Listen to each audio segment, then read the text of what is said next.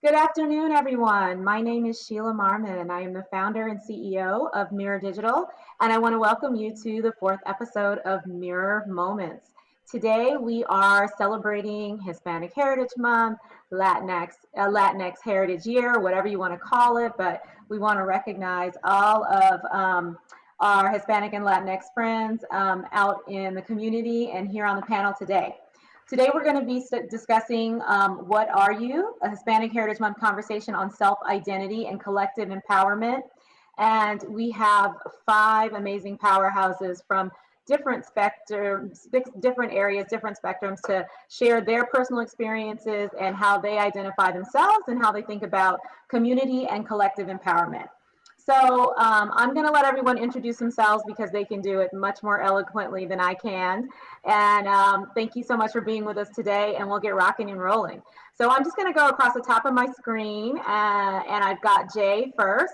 So Jay, why don't you start with introducing yourself, telling us a little bit about who you are and what you do, and why you are in the type of work that you're in. My name is Jay Mendoza. I create comedy videos on the internet. I've been doing this for about 7 years now. I kind of jumped into space because I saw a void for Latinos. So when I was just making videos, there was just not many of us or people that I could basically feel like I related to. So I was like, well, let me just jump into this space and see where it goes. And it's kind of just taken off from there. So I've been blessed to be where I am today and call myself a digital creator. And what do you find fulfilling about what you do now? I'm able to connect with a very large community that relates to me and tells me like, hey, I've been through that. Hey, I remember that. Hey, my mom used to do that. Hey, my dad used to do that. And it was just, I feel like I'm able to connect with a whole lot of people and inspire people that are my own skin color. Fantastic. So that is very awesome. Welcome. Next on our panel is Priscilla Garcia Jacquier. Priscilla, if you can introduce yourself and tell us a little bit about the work that you do and why you love it. Hey, I'm Priscilla. I am French Colombian born and raised. I'm an immigrant. I am a screenwriter by trade, and when not writing for the television, I am talking about race on Instagram within a Latinx context. I, similar to Jay, started writing for TV because I thought for a long time that I was going to be an agent, and I was sort of like on the agent track. And while I was sort of like in the agency world, I realized there was a really big like blind spot for Latinx writers and a big hole in Latinx writers. And so I thought, okay, actually, I'm going to be a terrible agent because I'm so jealous of everyone that we rep. So I should probably go do that. And I did go do that. And now I do that full time. The most fulfilling part about that is like being able to tell really specific stories. And it's a weird thing to say, but to be able to like write stories where I feel represented, you know, and by proxy, someone else will feel represented is a really powerful experience. And then similar to my work on social media, which is like, you know, we're going to talk about this whole, you know, big conversation that's happening right now is like race within the Latinx context. And I spend a lot of time doing that and sort of like normalizing, understanding how we understand race within a Latinx context. And similar to that, it's like creating representation for people and giving tools to people is just the most fulfilling thing. I love it. I love it. Thank you for sharing. So next we have Justin Reyes. Justin, if you can introduce yourself and tell us what you do and tell us why you love it. Yeah, Justin Reyes, Chief Diversity Officer for Omnicom Media Group. I've been in the media space for about 2.5 years now. My background is primarily financial services, having spent 20 years in that space. I'd say D&I dedicated probably the last 8 to 10 years, 100% focused in making that transition. And I made that transition because I feel like it's my life calling really to advocate for the most marginalized across corporate America, right? When you look at the representation of Latinos and people of color across industry, you know, to be able to advocate for that next generation of leaders to advise our senior leaders on how to act more inclusively, raise their EQ and not just IQ, and take a real consultant approach to help drive representation and inclusion to those who for a really long time have just been marginalized or not given access or equity within an organization. So I consider this my life's work. It's not something that I ever really considered that I would ever actually do, and I treat every day as an opportunity to really give of myself in any way that I can in service to others. And it's something that I take very seriously, and it's something that I consider my life's honor and privilege. Amazing, amazing. Thank you, thank you. Next, we have Katina Castro Cantaracas. Katina, if you could tell us a little bit about yourself and what you do and why it's fulfilling. Hi guys, Katina here. I am first generation from immigrant parents. My father is Greek and my mother is El Salvadorian. So grew up a mixed race, born in New York. I work at Mirror Digital on the business development side, and I've been in the advertising business for a little over 13 years now. I've transitioned into loving to work at companies like this where we target multicultural because like most of us, I worked in a predominantly white corporate America, and I was tired of selling spots and dots. So it's really exciting to be a part of this somewhat movement within our advertising business to really help other brands understand the layers of different cultures and how to target them specifically. Thank you. And it's amazing having you on our team, so yay. And then last but certainly not least, I would love to have Ivelisse Andino tell us a little bit about her work and why she loves what she does. Hi, I'm Ivelisse Andino. I am the founder and CEO of Radical Health. I'm also a commissioner on the New York City Commission for Gender Equity. A lot of the work that I get to do at Radical Health is look at healthcare and health equity for everyone, and really get to amplify the voices of the people in order to make sure that we all have the care that we need, that we deserve, that historically hasn't been given to us. I think it's a really interesting moment when we're up against COVID-19 and a movement for Black, Brown, Indigenous lives. And we get to see firsthand, like, it's just not fair, it doesn't really work. And I get to do that work every single day to make sure that we see kind of the future that we want, especially in health. I enjoy what I do, and like the moments that bring me joy are because when I started my career in healthcare and in health tech, I was often the only woman, by far the only person of color, and always the youngest. And it was in these big systems, it's hard to see yourself.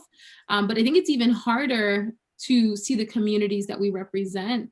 And the work I get to do with my whole soul, with my whole community. I bring the whole crew with me to do this work, and really we're starting to see change. And so it's really a joy and an honor to be here with amazing panelists who I think all echo some of the same sentiments of wanting to be represented, wanting to see our communities, and doing this, sure, because it's fun, but also because it's a movement and it makes change. Fantastic. Thank you all. So for a little one-on-one, we're going to get right down into it. We came to talk about self-identity, and I'd love to hear how you all identify yourself in terms of your heritage. And I'll go first. I am a Black woman, proudly. I am an American, proudly. And I am an ally for people of color, both in the United States and globally, of all colors. And I am an activist in wanting to tell our stories and make sure that we are seen and represented. So I would love to hear how you all define yourselves, whether it's Hispanic, Latinx, some other identifier, and how you feel like you're most comfortable presenting yourself in the world. So anybody welcome to go first. Dive in. Don't everybody jump. No, look, I'll start it off. I identify as very, very New Yorican. And like millions of Latinos trying to identify in these two worlds, where to many of us who were born here in the US, growing up culturally very Latino, very Puerto Rican, in a very Puerto Rican household, navigating this world where we had this immigrant experience, but we weren't immigrants at the same time because Puerto Rico is a part of the US. So how do we navigate this with this ease of transition between back and forth? And growing up and spending summers in Puerto Rico, I was too Americanized for the Puerto Ricans, but then I came here, but I was too Puerto Rican for Americans. And we're navigate this world of identity and our place in that, and trying to stay core and rooted in our colonial roots and our founding and our indigenous roots, realizing that here we weren't taught about, the Puerto Rican national anthem, or, Luis Munoz Marin, or, Albizu Campo, or all of these artists and politicians and activists that we're just not taught here, that we have to assume and take on as part of our core identity here, but yet still removed at arm's length. So, it's very, very proud Puerto Rican. I very much understand what that means to me and how others might identify as the same, while also raising two Black men. My wife is Haitian. So how do I navigate this world as a Puerto Rican raising two Afro Latinos in my house, and all of that means with the cultures and the race involved? And I know we'll get deep into it later, but really keeping that core and that history and that identity solid within us and our Latino identity in my house specifically is extremely important to me.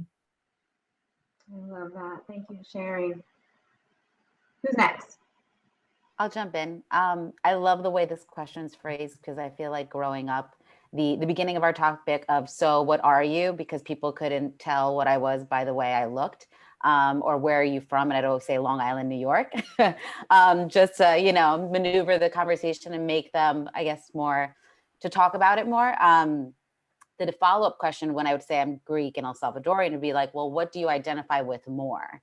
And it's always a question that I would always think about, because I'm like, well, my father is Greek and my mom's El Salvadorian, and I was born here in America. So I identify as all three. And I think as the older I got, because I know we'll jump into it a little bit later, but there was a lot of assimilation in my childhood. And now that I'm, in my mid 30s, I'm trying to really go back to my culture and, embrace stuff that I was maybe ashamed of or was hidden because I was trying to be more American. But right now I am El Salvadorian, a Greek Latina who's from New York also and moved to Los Angeles.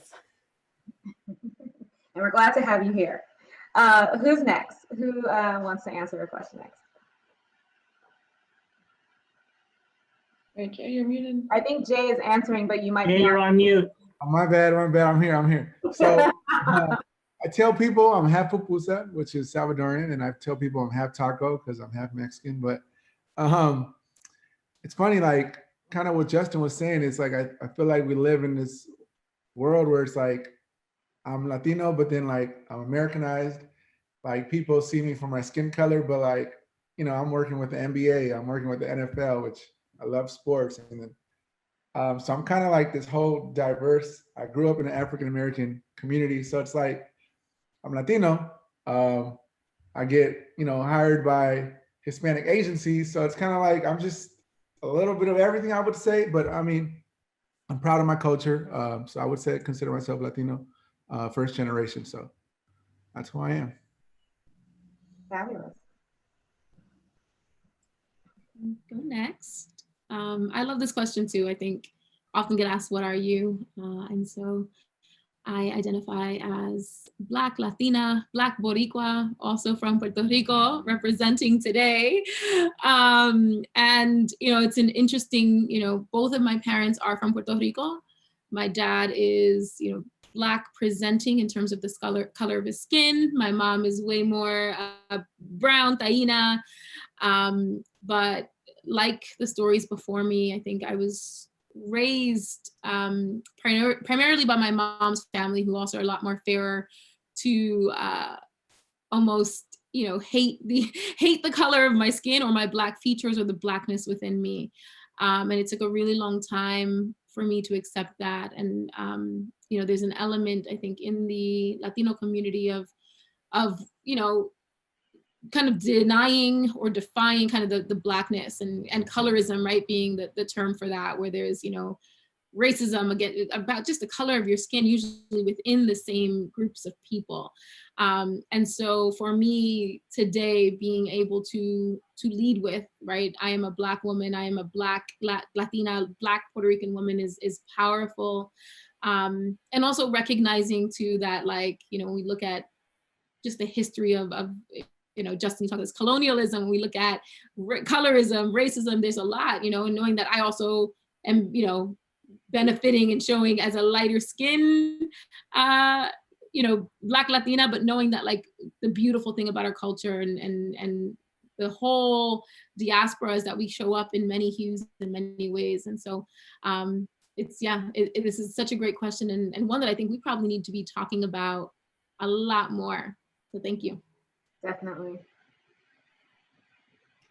Okay, I'm Priscilla. I technically identify as white. I am French Colombian, however.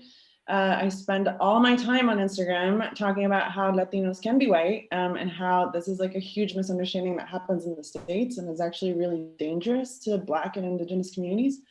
So as we start talking about protecting Black and Indigenous communities, I also want to like normalize saying that I'm also like a settler Colombian, that I'm not technically like a Native person, despite my Indigenous ancestry. And so as we just start talking about like Indigenous sovereignty, it's really important to be able to normalize that we are on stolen land at all times, and to acknowledge that as we have settler lived experiences. Truth. Preach.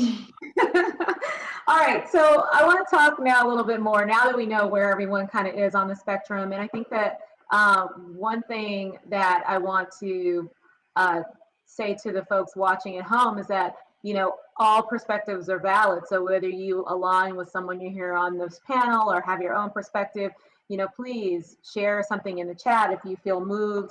But the goal is to have everyone speak their truth. And that is not going to be anywhere close to the same thing. So let's remember that this is safe space, that this is real space where we want to get down to some meaningful conversation, and also a space filled with respect and love. And so with that, I'd love to hear everybody talk about what your culture means to you. And let's start with talking about expressing culture, the importance of highlighting your identity. We started to get into some of these things before, but people don't seem to realize, like, within this conversation, there's the question of ethnicity, there's the question of nationality, there's the question of race, there's the question of sort of your political identifiers. So all of those things come into play. So as you think about making your way through the world, how does that manifest itself for you? And anybody can jump in and start on that.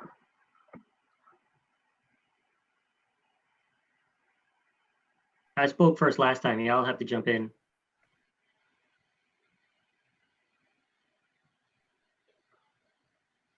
Priscilla, I saw you go off. No, Priscilla wants to Priscilla, come on, Priscilla.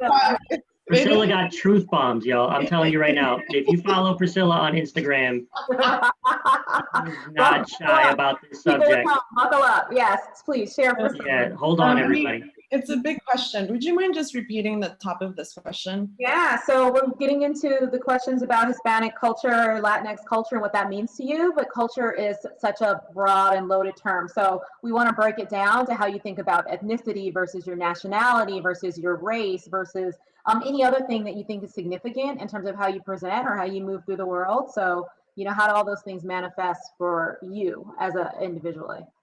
Yes, thank you.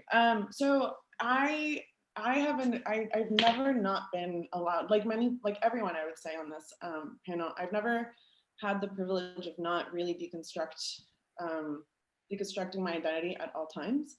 I grew up in Colombia. My father was a politician, and as a result, like we just sort of immediately had to understand what it meant to like represent a nation culturally always.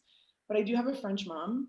And so I, in a way, have been an immigrant everywhere my entire life. Like, I was never Colombian enough for the Colombians. No one is ever going to be French enough for the French. And then I moved here, and who knows what I am here, right? But it was this weird pillar of my dad being the face of a nation. And as a result, I feel like we're going to talk about assimilation. Like, I feel like I never fully assimilated in the States because of that. Like, my parents always lived abroad. I'm the only one who stayed here. And as a result, like, my Colombianness, like, stayed really, really rooted because of my family's, like, persona and work. And so as we start talking, that's always been my cultural expression. That's why, like, always saying, like, I'm French Colombian, and technically I have American citizenship has always been, like, the simplest way to go through this, right? Talking about national identities has always been the clearest form to talk about my identity. That until we did sort of like really start breaking down race within a Latinx context. And I feel really, I have a lot of privilege in being able to understand race within a Latinx context because I am an immigrant and I have experienced myself in very many different contexts, right?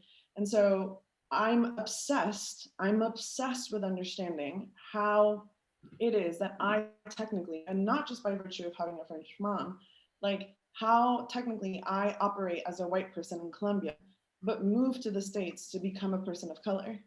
And I'm obsessed with understanding the systems at play that make that happen. And how the systems at play, even though they might help better understand our cultural experience of otherness within the States, are actually like really white supremacist structures that are meant to erase Black and Indigenous folks along the way. That people like me move to the States and all of a sudden start identifying as brown, when brown is not a metaphor, when I brown skin is a really, really purposeful tool sort of set up by the system. And I'm obsessed with understanding that. And I'm obsessed with like breaking that down and obsessed with giving tools to people to understand that it's really an identity. If not, we start erasing other people. If I become the face of a brown experience, I'm actively creating and participating in a white supremacist erasure. And I'm obsessed with that. I'm obsessed with breaking that down every day, all the time. I love it. Thank you for sharing. Ibelis, do you want to share a little bit about your experience? You started to talk about sort of this notion of how race plays itself out within the Puerto Rican community. And, you know, you can see that all across a number of Hispanic or Latinx nations. So please share more. Yeah, you know, I grew up just knowing that I was Puerto Rican. That's it. I think you grew up in a household. I have a 5-year-old who knows clearly he is Puerto Rican, knows, you know, how to say huepa, and knows all the things that he needs to know about Puerto Rico. It wasn't until I was much older, right? And so my family's from Puerto Rico. My grandfather came here. My mom was born in Brooklyn. I was born in New York in the Bronx. And it wasn't until I was much older that we started to unpack even, you know, why, if you ever meet a Puerto Rican, Justin's on the call, we are very, flags everywhere. I mean, I have them on my jacket, on my, like they're everywhere. But it took me a long time to recognize the why, right? And so, you know, up until the 60s, I'm wrong with the dates, but we weren't allowed to fly Puerto Rican flags. There was, you know, we were colonized. They'll just keep popping out. Give it a few minutes. The background, they just keep coming out. But for a long time, right, we were not allowed to, it was illegal, right? People were murdered for waving that flag. So there's this, you know, internal pride that still doesn't get to who are you, right? And so for a long time, I knew that I was Puerto Rican. I knew that I was proud to be Puerto Rican, but the but was I still strived to be white or Americanized or kind of bring in. And I didn't know, it's really hard to explain this, but like I didn't know I was Black, right? Like I didn't know, or that I knew that my dad was Black, right? And then so I explained, I knew it. I knew that I was. I have, you know, big curly hair, like there are features about me that clearly resonate. But there's something about the education and the system that didn't encourage me to explore that. And so then as I've gotten older, right, I've done the genealogy to find out that my great-great-great-grandfather was actually a slave in Guinea who was kidnapped and transferred to Puerto Rico. I find out that I went to, there's a plantation in Louisiana that tells the perspective of slavery from the slave's perspective. So rather than the owners there, or the enslavers, we would call them. And what I saw was there were a list of everyone who had been enslaved and records of these names. And when I looked at them, there were a bunch of Spanish names. And it was a moment where I was like, oh my God, that's right. Like there's almost an othering. And for me, there's been an othering of I'm a Latina. So, I didn't necessarily have to identify, although I grew up in a Black community. Like there are all these complex things. And I think as I'm getting older and as I think information is being more readily available, I'm then able to understand and see. And so to answer your question, right, and to Priscilla, to kind of echo what you're saying, it is a privilege, I think at this point, the opportunity to begin to understand the intersections between race and racism and ethnicity and culture, and I think the importance of it, and I think that was probably the top of the question, is that I get to fully be me. And not only do I get to be me, but I get to kind of carry on what my ancestors and the folks before me literally put their lives on the line for. And beyond that, I now get to bring in a bunch of my son and the younger generations behind me so that they don't have to kind of live in this obscurity, but can live with some like understanding and clarity. And like what we get down to is like identity. I love it. I love it. And Sheila, I mean, for me, I know that we have a ton of questions. I wanted to, this is really important. Jump in. I think for me, and we talked about this intersectional lens that we all have by way of our backgrounds. And I think that it's the lens by which I view the world, right? So I view the world as a dad in one way. I view the world as a male, as a cisgendered male in one way. I view the world as a Latino in one way, as a being my complexion, and each of those lenses, I think we need to realize that the way in which we view the world is entirely within our control. And I could objectively take a step back and say, how do I react to this, and how do I identify, and how do I share these values and these norms and these cultural lessons and these learnings that I have onto my kids who identify differently. Now, how do I meet them where they identify so that I can help them navigate the world differently? And that's something that, yes, by way of the nature of what I do every day, helping a very large organization navigate these same conversations. But I think it's important for me to be able to go to everyone and say, that which is core to your identity is that which you're going to be looked at first. And there's going to be a number of micro and macro aggressions that are overlaid in that identity, but we're so much more. And we need to accept it and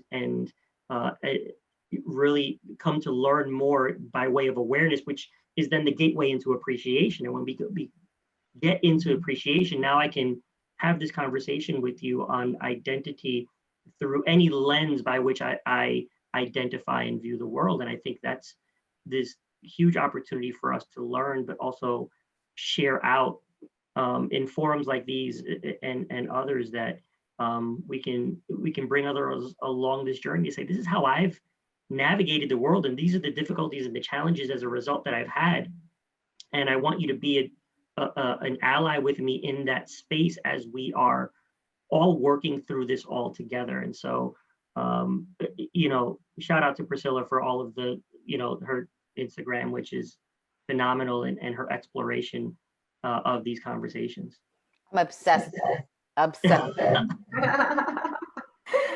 it's exactly what we're talking about. And it's like I stumbled upon her Instagram account because it's the first account that really, especially being a Latina Greek, I feel like I grew up with a lot of American Latinas, but not the Greek side. So whenever you have to fill out the box, like, what are you, like, like when you're voting or applying to college, it would always be like white, Hispanic, non-Hispanic, or other. So I'd always be checking off other because I'm white or European and Spanish. So I guess to this whole question, I'm still figuring it out, and I'm still learning, and I'm still growing, because my parents came here illegally wanting the American dream, and my first language was Spanish. And when I went to school and started speaking English, my mom got so excited. So I kind of lost that identity of me being Latina. And then I'm at the point now where I feel like it's okay. Not that it wasn't, but I'm still trying to break those barriers, learn about myself. And I'm realizing within media and within culture, there's now a lot of first, second, third generations of other like Hispanics who maybe don't speak Spanish, but still want to keep that culture. So I know we're all like learning and growing as a community, which is pretty awesome. Any other comments on this topic, or should I move on? I got lots of good questions. Or Jay, did you want to weigh in there?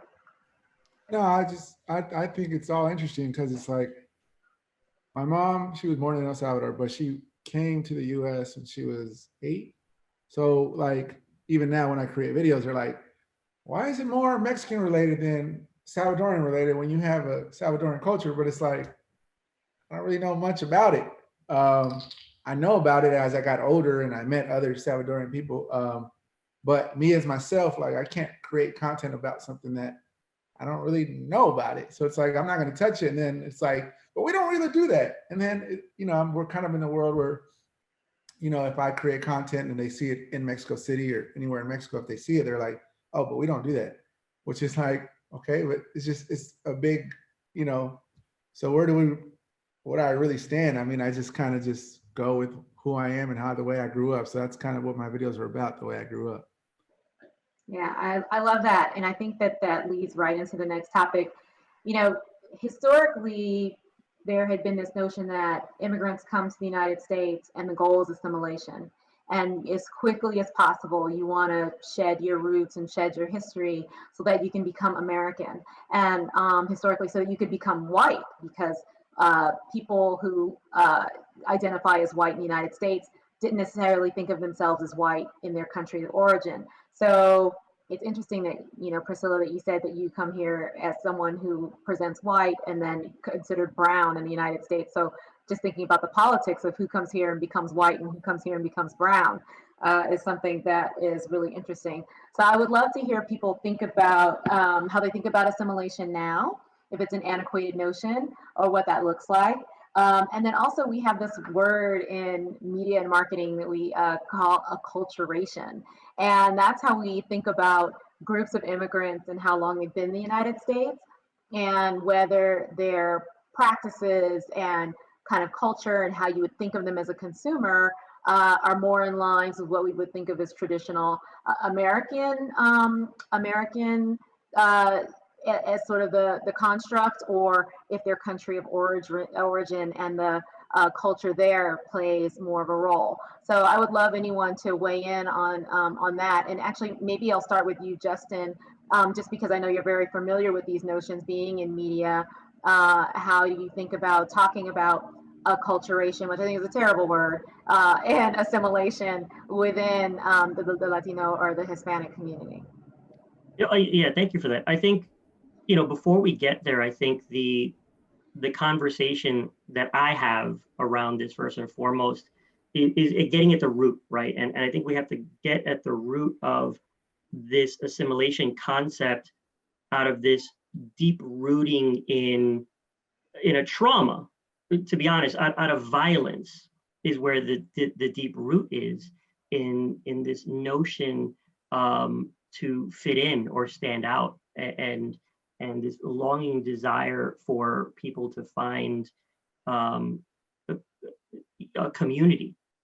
And I think that means different things by generation, by immigrant experience. And right, as a Puerto Rican, we had an immigrant experience, but it was different because we didn't have to go through the process that everyone else had to go through.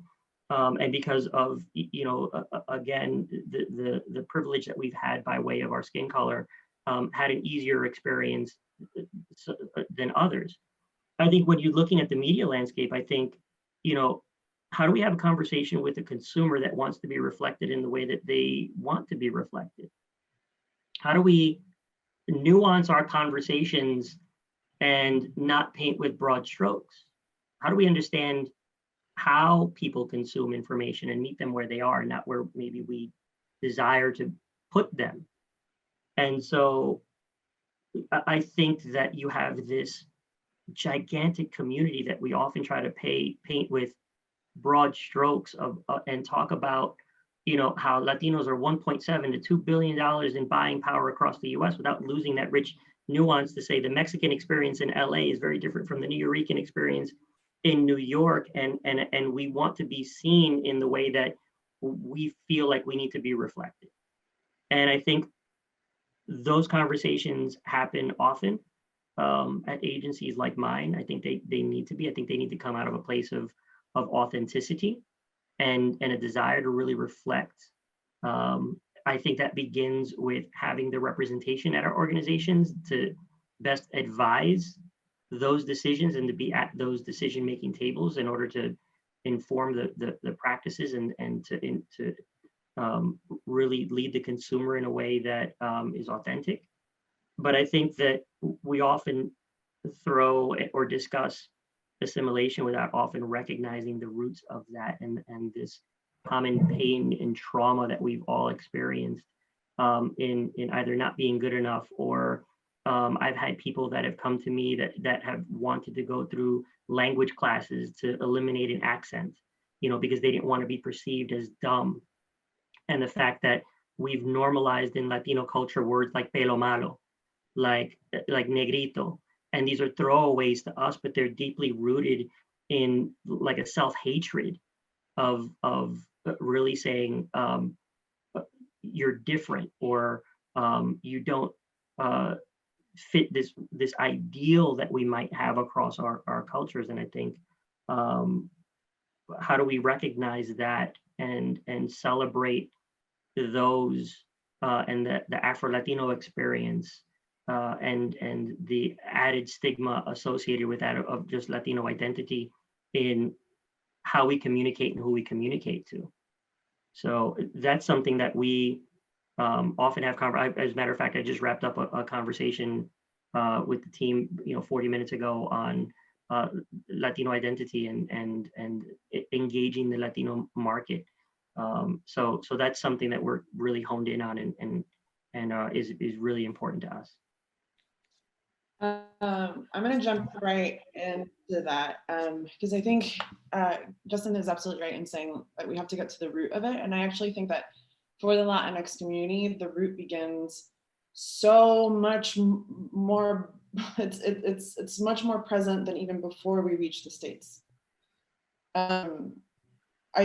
Because we are such a mixed group of people who have such a complicated civil sort of war happening right inside of us, historically so.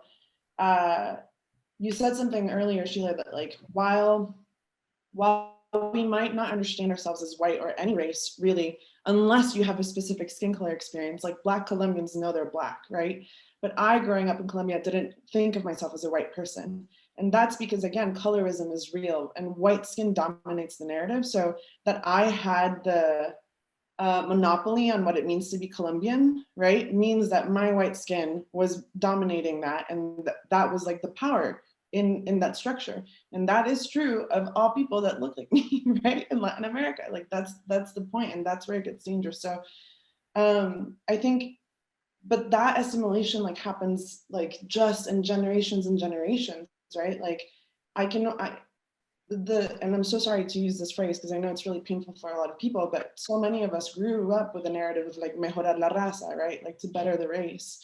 It's such a palpable and current narrative that we often think of as like something of the past, but it is so real. And it is so real no matter what class you're in. It is so real no matter where you're in geographically, right? Like my dad was in the Senate. Right? My dad's a brain surgeon by trade, who was then a senator. And even him, like everyone in my family has a nose job, right? Like my dad, like very purposely, like married a French woman. Like it doesn't escape us, right? Like it's really all in there. So I would say that the fight for whiteness, even though we're not being racialized as white, we're not understanding a racial construct in Latin America, we're still really, really wanting to be white people based on our history of colonization.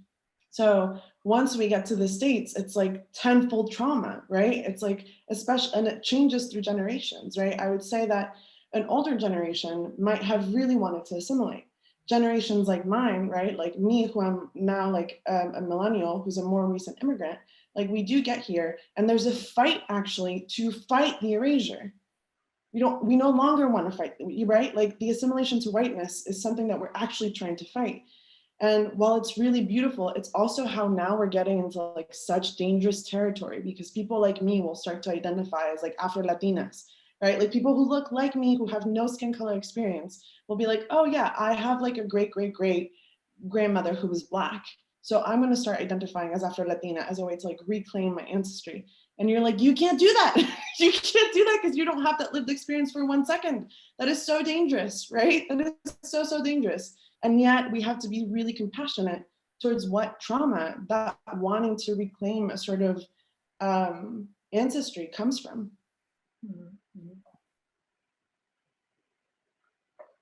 Whew.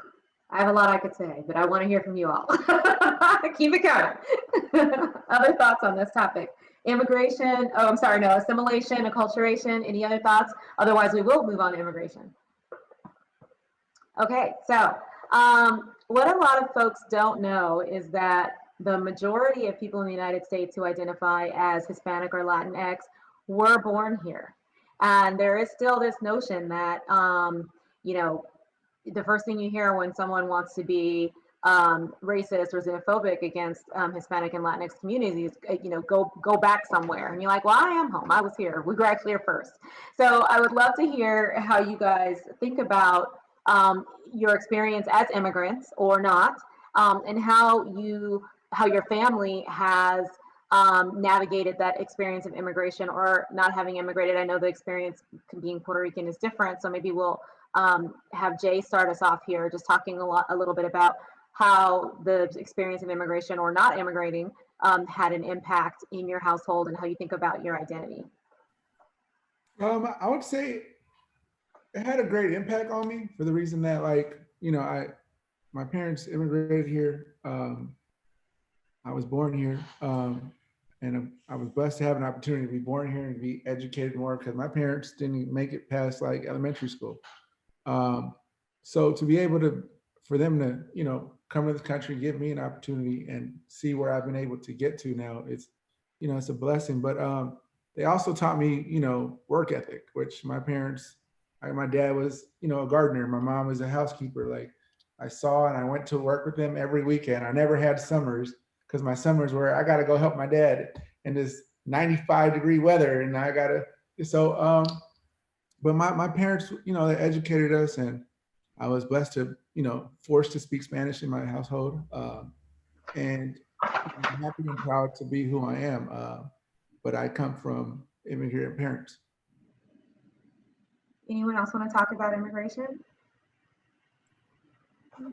So we were sharing some things, or I'm sorry, Elise, please. Yeah, I think I'm happy to jump in. I think, you know, there's like, I think in the Puerto Rican history, while we were citizens, right? I mean, I think first there's like, I mean, the not consensual like kidnapping and like transferring to the country kidnapping. That's the first piece, right? I think it's one element, but I think also in like Puerto Rican history, while we got citizenship through colonization, there's still an immigrant experience of there was a great migration from Puerto Rico to New York. And so that's how my grandparents came over, my great grandparents. And so while I have the privilege, if you call it that today, of being an American citizen here with a passport, you know, there is an element of still having to come, you know, and negotiating and watching my grandparents and how that translated to my parents as well, kind of negotiate between two places. And so Justin, I think you might have said this earlier, you know, when I go to Puerto Rico, it takes me a little bit, and I'm definitely not I'm not Puerto Rican enough there, right? I come back here, I come to New York, there's an element of like, I don't want to say otherness, because New York has been incredible, but I go to Florida where some of my family is, and they're like, what are you, what is, you know, and so don't want to negate from like the immigrant experience, but also want to validate and just for folks who've experienced that there's an element of that too in our history. Yeah, I think I do want to echo something also that Justin said about sort of the monolith of what it means to be Latino in the States. I think I actually really hate the term, not only like for its history, but also just for the sort of erasure that it perpetuates, just constantly so. And the way that I really started facing that was like really as a screenwriter, right? Like there really is only one type of person that really is the face of Latinidad, you know? And it's a weird thing because we're trying to find more nuance within Latinx stories, but even within the community, it's just a crazy term because it represents 60 million people who are from 33 different countries and all races and speak more than 500 languages. Like, what is that? You know what I mean? Like, I understand that we've like reappropriated the term as a means of resistance, and there's a lot of beauty in that. And I never want to invalidate that, right? Like, I never ever want to invalidate that. But it's also like kind of bullshit, you know? And so if I ever try, I've been in so many rooms with like executives who all hand a script that I will have based entirely on my life, right? Like my very Colombian immigrant life, with a father who's a Colombian politician. And they'll be like, I just don't think this like properly represents the Latinx community. And you're like, okay, but if I don't represent the Latinx community, then like who does? Like for real though, you know? So like, what does this mean? What does this actually mean? And I think my experience as an immigrant has been like the progression of going from understanding myself as Colombian to then like becoming Latina because of my migration to the States is a really disorienting process because no one in Colombia identifies as Latina. You know, maybe now because of social media, but like my parents don't think of themselves as Latinos. They say they're Colombian, you know, so that process is super disorienting and it is truly like a really American thing. Absolutely. And we see, you know, it's interesting, we see the same dynamic happening in what we call the Asian American market, where you have people from 50 countries, no shared language, no shared religion, no shared cultural history, and still being kind of grouped together. So there is this, like, you know, once you get to the United States, how do we define a community and think about experiencing them or interacting with them or marketing to them in the instance of the work that you know, Justin and Katina and I do. So it's all very, very complicated. So one thing I will say, and Priscilla touched on this, is when you find ways to build bridges again around different groups, you know, across nationality, across race, across ethnicity, then you have the opportunity for a collective conversation and collective empowerment in this in the United States, in this new place where you need a voice to advocate for the things that you want and the things that you want for your community. So as Latinos, Hispanics, people of color, how do you think about this collective voice and what you want to bring to bear given our current environment and how we navigate our way forward? You know, anyone can jump in. I think I do it through comedy. I just bring joy to everyone who can relate to me. And at this point, I've been able to be successful at that. And I kind of, you know, I know there's a lot of like, just gets very deep. And I've always been with the person that like shies away from it because it's kind of like, oh, it starts to hurt. So I think my way of like expressing myself is actually just being funny. And I just bring joy to everyone. And I think I'm able to inspire others who are my skin color. And even though we don't see a lot of people on TV or, you know, like any people that we wish we could relate to, like me growing up, the closest person I think I grew up watching was probably like George Lopez, or like, there's not that many people I can say, oh, I want to be like Denzel Washington, or I want to be like, you know, it's not many people. So for me, it was kind of like, well, I want to be someone that I'm able to inspire others and do something that others could do. So I think that's the way I release my, you know, joy to the world. Fabulous. More thoughts, Katina? Do you want to share with us a little bit? Maybe. Yeah, I mean, I guess, I mean, similar to Jay, I think I'm just trying to navigate my way in this world. And I have, you know, the immigrant parents, so I have that really hard work ethic. I am now constantly forming communities within my communities of just, you know, female friends of in the health and wellness space or in media. I think someone I look up to is AOC, you know, like she was, you know, for me, almost like the face of hardworking, grassrooted, like really, you know, moving up that ladder in this, you know, big corporate world, and wearing red lipstick, to be honest. When I saw her wear red lipstick, I'm like, I can wear red lipstick now in a meeting, like, because I worked in such a male dominant, you know, corporate America, that I never really saw females wearing red lipstick or their hoops. So I guess I'm just like expressing myself now with fashion in that sense, where before I felt like I needed to kind of hide behind it. Now I'm embracing it. Fabulous. And what more on collective empowerment? I'd love to hear more on those Yeah, thoughts. I think from my experience, I think, you know, growing up, you know, in New York, I think, you know, look, we do it to ourselves in many cases as Latinos. We define ourselves by our culture, right? I grew up very Puerto Rican in a Dominican neighborhood. And that was like a constant war, right? And I married a Haitian woman. So I'm just like all over the place here. Like where, how do we identify? And say, well, you're different than me. And we do it to ourselves as a community. It's like, well, no, I mean, your mom is Dominican and therefore you're different from me and you don't have the same values or core, or you're less than or identify differently as.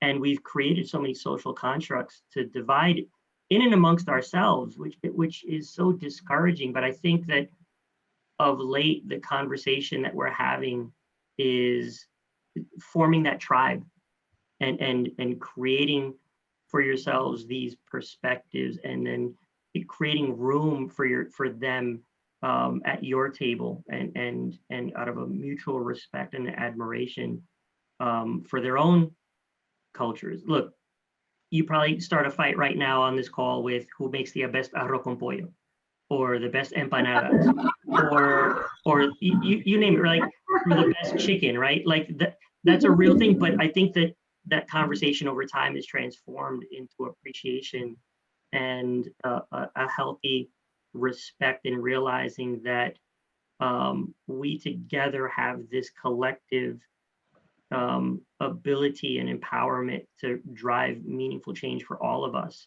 Whereas before, we were kept socially distant from each other. And, you know, I consider it an opportunity for me every day to raise that awareness and create those platforms for people to share their identities and themselves, and not be tolerated, right? But to be accepted and to be held to esteem, and to be rewarded and valued and compensated in a way that they feel like they truly belong. And if we're not doing that as an organization, or as a country, then I think we're doing it wrong. Love it, love it. Other thoughts? Wanted to, you know, in terms of collective empowerment, I think I do that really well. I mean, one, through the work that we do in healthcare and making sure that, you know, we're addressing like the health inequities for our communities, and making sure that our stuff is in Spanish, making sure that it's in French, and making sure that we do that. I think the other way is I try to do that through business, right? I think a piece for me, you know, we talked about like role models, and Katina, you talked about like seeing AOC. Likewise, like my first role model that I could identify was, you know, Rudy on the Cosby Show, right? With like, oh, like that's the first time I saw myself, right? And then maybe it was like Laura on Family Matters. I'm a little older maybe, but anyway, that was like the first time I had seen myself in a way on television. And so in business, I didn't really have the role models that looked like me. So, you know, I have the first Latina owned benefit corp in New York State, formed a company, right, that has a public good, and the first Latina to do that. I am the CEO of a health tech company. I am the 0.01% of female Black Latina CEOs, and in both categories. So whether you identify as Black or Latina, 0.01 of the female CEOs. And so for me, it's also about leading and creating pathways, because damn sure, like when I walk into these rooms, when I walk into these meetings, I'm very clear about who I am, but also really clear on who else needs to be here and who's missing. And so it's not enough for me to grab a seat at the table. I'm bringing the whole damn table and the crew with me, because that's what we have to do. Absolutely, absolutely. It's always really interesting to me to like hear It is always really beautiful because I do think that we all have the same goal. Like it's always like we just want to be more nuanced and represented and dignified and humanized in every aspect, way, shape, or form. We all just have such different ways of going about it. And I think that oftentimes I get called super divisive, like you're trying to like divide the community or something. When I'm actually trying to do the opposite, I think I actually I want to create community not by homogenizing the community, but rather by like really bringing specifics to the community. So while I think that like there's a lot of power, there's like a huge voting power, and there's a lot of like a big buying power between this like brand of Latina, as a screenwriter, it actually completely hurts you because Latino is it's such a broad brand. It is such a wide umbrella that when you're actually trying to sell really specific stories, it crumbles because really specific stories rely on individuality and specificity, right? Like storytelling relies on nuance, and Latina as a broad stroke has zero nuance whatsoever. And I actually think that that's actually why the fights happen so much, because we're all fighting to be defined by the same word. So we're like, your definition of the word is wrong because here's my definition, you know, whatever. And it's all because there's only one word. So I spent a lot of time like actually trying to just like pull more specificity out of the word and getting my community to be more comfortable defining themselves in accordance to that specificity rather than the broadness, right? The broad stroke of Latina. Because again, that I go into a network to try and sell a script and they say, but this isn't the Latino thing you mean. You're like, okay, what Latino do you mean? And what does it actually look like? And who are you really talking about? You know? And so for me, it's like, it comes down to the minutia. It's like, if you're gonna write like a Colombian American story, like write that, talk about that, write that in the script, make your agents like call in that this is like a Colombian American story, not a Latina story. Because I can't tell you how many times I've been pitched Mexican shows, and it's not that I could only write about Colombia, I can write about many things, but that like I'm only being called into the room because I'm supposedly Latina when I know nothing about Mexican culture. Nothing, not a thing. That would be like making one of you write about Ireland. Like it just like what? Like no, you know? Absolutely. Yeah, it's definitely complex. You know, one thing that I like to think about when you have these broad umbrella labels and it's like, is this for me? How do I make it more mine? You know, if you think of an analogy, if you think of the term beauty, and beauty's been defined one way, and we're bringing to the table other ways to define beauty, that doesn't make someone else's beauty less valid or less relevant, but there's all these other ways to think about beauty. And so I think about some of these broad monikers that you can find problematic in the same way. So, you know, I'm a Black person, I'm a Black woman first, is how I think about myself. But I know as an American, I have a very different experience, and it's all okay. You know, seeing my Afro-Latina sisters, seeing, you know, my sisters from the continent of Africa and their experience, it's all different, and they're Black people all around the world. It doesn't make me invalidate my Blackness, you know, or think of it in any way, shape, or form that's less than. So my 2 cents as a moderator, not moderating, but weighing in. So back to moderating. But Sheila, I think there's a strength and a power in that, right? In finding those of the same collective interests and aspirations and goals that came here for a purpose, right? Our families all came here, right? Some of us had family that was already here. The rest made their way here, voluntarily or involuntarily. And I think there's a power in that, of recognizing that and saying, our responsibility in the end is to uplift all. And, you know, what I aspire to do every single day is to uplift the most marginalized, right? You know, rising tides lift all boats. And if you take care of those who are on the fringes or those who have been traditionally left out of conversations or power circles or organizations or cultures or access, you know, it's never. I had one conversation with the senior leader where you know, I said very clearly, culture is not a value minus. You never add an element of culture and take away from the core. It's a perception, yes, but what you do is you enrich the whole.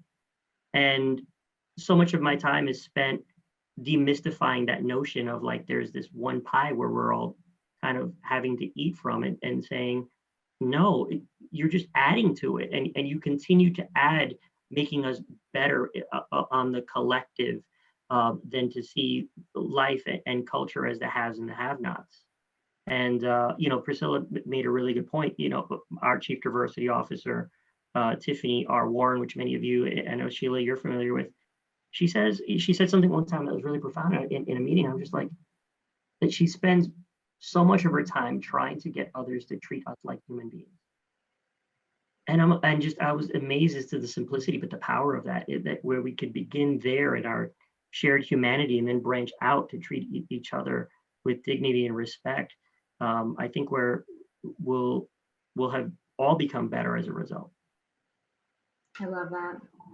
Well, I think that's a great place to end because we are at time. I do want to give a couple of moments for some questions. I had a really great comment come in from someone who said, all of this is so relatable. I'm Black with Hispanic last name. I identify as both Hispanic and African American. Still, he's like, I'm only 25% Hispanic, but I still count it. So just hearing kind of these affirmations from the crowd that yes, this conversation is relevant and speaking to people is so wonderful. And then just a couple of questions. One, do you take on the responsibility of sharing your family's cultural history, making sure the stories of great-great-grandmothers are kept alive? So why don't we start there? Is just like, how do you preserve that, your own family's legacies as you change geographies and change your own notions of identity to keep that history vibrant? I have a quick story on that one. So my kids are 9 and 11. And the same way that I grew up, like this house is sovereign territory of Puerto Haiti. Like out there is America. In here, we are very, very Puerto Haitian. And it's important, right? The foods that we eat, the music that we listen to, the traditions that we pass down are important to me and to us as a collective, as my kids begin to form and shape their own identities. I love that. Any other thoughts on that on that question? Yeah, I think this is a lot of the work that I do actually, is like trying to find dialogue to teach people to take responsibility and honor ancestry without necessarily like adopting it as an identity if it's not been your lived experience. I think that, again, because we are such a mixed people, like so many of us have Indigenous ancestry and it's right there, right? Like my grandmother was Indigenous, native to Columbia territory. But I've not lived that experience whatsoever. And so something that happens a lot in the Latinx community is that then people who look like me, who have similar lived experiences to mine, will then be like, well, I'm Indigenous. And that's actually like a very, that's an erasure to Indigenous communities that are alive today who need support, right? And so a lot of the dialogue, I think, in the Latinx community needs to be about how to like honor ancestry, respect it, teach about it, talk about it, normalize talking about it, while also understanding what our lived experiences actually are, right? And I do think that this all ties into national identity, and it ties into ethnicity, and it ties into race, right? Like if I were to look at my grandmother and be like, abuela, yo también soy indígena como tú, my abuela would lose her mind. You know, she would be like, what are you talking about? Like, you're, not only are you white, but you're gringa. Like, what are you saying? You know, it would be so disrespectful to her. To claim her identity as my own. And that's so often what we do. And so, but again, a lot of compassion goes into that because we are really afraid of being erased. And like, I don't want to forget my grandmothers, you know, but we also have to take responsibility for the way that we actually walk through the world, and that like, a lot of us are also colonizers, and a lot of us have my skin color, and we walk through the world as that, you know, and it's important to take a look at that. Absolutely. Any final thoughts before we wrap up? I could talk to you guys all day, literally. I feel like we're just scratching the surface. I can't wait post-COVID to have a dinner, get all you guys together and revisit this over some wine. So I think this would just be so amazing. But other thoughts to wrap us up for the afternoon? Well, why don't we close there? You guys have all been absolutely wonderful. I've learned a lot. I hope everyone who's here with us today has learned a lot. Thank you so much, Jay, Priscilla, Justin, Ivelisse, and Katina. You guys have been really amazing, and I could not think of a better way celebrating Hispanic Heritage Month, Latinx Heritage Year, however you want to term it. I'm down for it all. So thank you so much, and have a good day, everybody.